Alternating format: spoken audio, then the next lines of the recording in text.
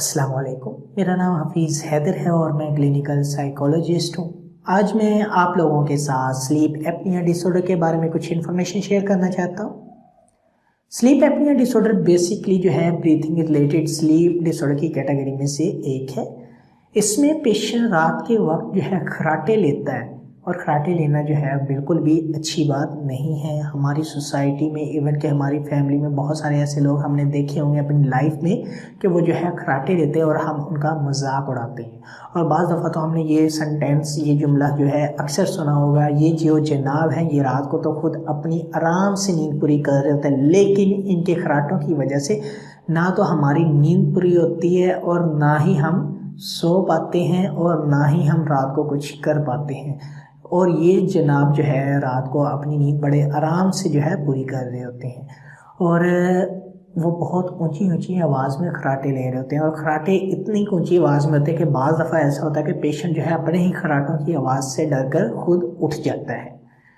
खर्राटे लेना सेहत के लिए बिल्कुल भी मुनासिब नहीं है, अच्छा नहीं है। इसके पीछे डिफरेंट रीजंस होती हैं खर्राटे लेने के पीछे, लेकिन बाज़ दफ़ा तो खर्राटों की वजह से एक इंसान ऐसी बीमारी का शिकार हो जाता है जिसकी वजह से वो ना तो खुद सो पाता है ना घर वालों को सुला पाता है, क्योंकि उसके खर्राटों के अंदर अचानक से थरथराहट आनी शुरू हो जाती है जिसकी वजह से उसकी अपनी नींद भी जो है खुल जाती है और उसके अलावा जो है घर वाले उसकी नींद से जो है परेशान हो रहे होते हैं, क्योंकि पेशेंट जो है रात को सोते हुए अपने ही खर्राटों से इसलिए डर जाता है क्योंकि उसका जो सांस है कुछ देर के लिए बंद होता है और जैसे ही दोबारा जो है कुछ सेकंड्स के बाद उसका सांस दोबारा ओपन होता है तो वो एक अजीब थरथराहट की आवाज़ आती है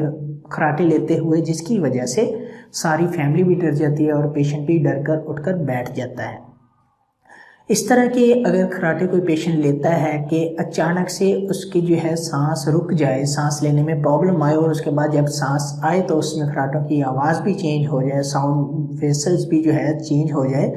तो वो जो है स्लीप एपनिया डिसऑर्डर के अंदर डायग्नोज किया जाता है। और इसमें जो है अक्सर पेशेंट ओवरवेट होंगे जिनके साथ ऐसा होगा, या उनको लंग्स की डिजीज़ होगी जिनके साथ ऐसा होगा, और या फिर कार्डिक पेशेंट होंगे जिनके साथ ऐसा होगा, या फिर ऐसे पेशेंट होंगे जिनके टॉन्सिल्स होंगे, और या फिर बाज़ दफ़ा तो ऐसे पेशेंट भी डायग्नोज किए जाते हैं जिनकी जो है सांस लेने की नाली के अंदर प्रॉब्लम होती है। एक्स्ट्रा जो है चर्बी की वजह से वो सांस की नाली जो है चिपक जाती है, उसके अंदर प्रॉपरली सांस गुजरने का प्रॉपर रास्ता नहीं होता, जिसकी वजह से उनको सोते हुए सांस लेने में प्रॉब्लम आती है।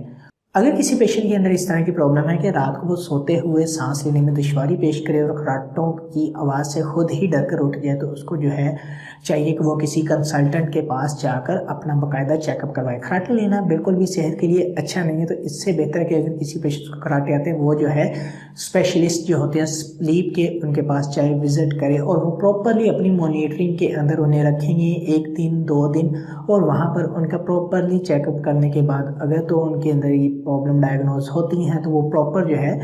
उनके ऊपर वर्क करते हैं। स्लीप स्पेशलिस्ट जो हैं स्पेशली मॉनिटरिंग करते हैं जिसमें वो सांस की नाली को देखते हैं, उनकी ब्रेन केमिस्ट्री को देखते हैं, इसके अलावा जो है बहुत सारे और इश्यूज़ को देखते हैं। अब मैं बात करता हूँ साइकोलॉजिस्ट के रोल की। तो साइकोलॉजिस्ट का रोल सबसे पहले ये होता है कि वो फैमिली की काउंसलिंग करें, क्योंकि फैमिली जो है पेशेंट के अंदर बहुत ज़्यादा गिल्ट फीलिंग डेवलप कर देती है, तो इसलिए फैमिली काउंसलिंग बहुत ज़रूरी है। और उसके बाद पेशेंट के अंदर इंसाइट बिल्ड करना, उसकी डेली रूटीन को मैनेज करना, उसके स्लीप साइकिल को मेंटेन करना, और इसके साथ साथ जो है